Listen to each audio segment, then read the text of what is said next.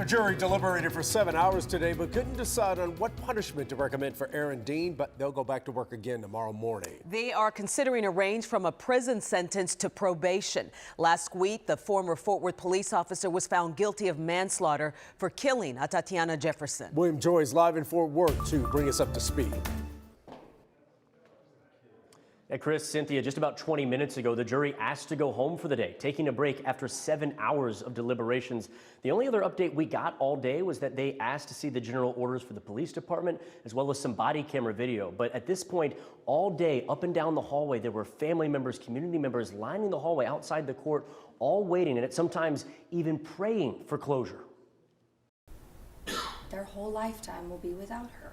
3 years after killing Atatiana-Jefferson in her Fort Worth home, a jury found Aaron Dean guilty of manslaughter last week, and he faces 2 to 20 years in prison.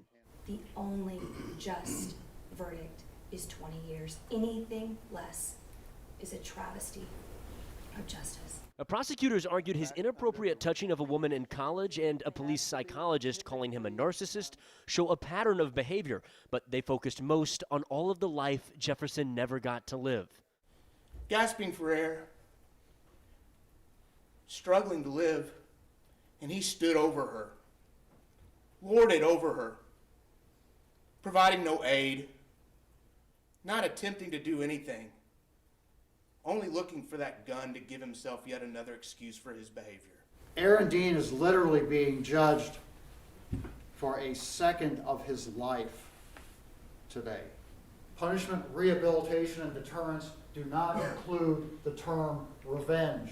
Dean's defense clung to testimony from family and friends who called him humble and a hard worker, asking for probation and no prison time. He's probably the person least in need of rehabilitation that's ever sat in a defendant's chair.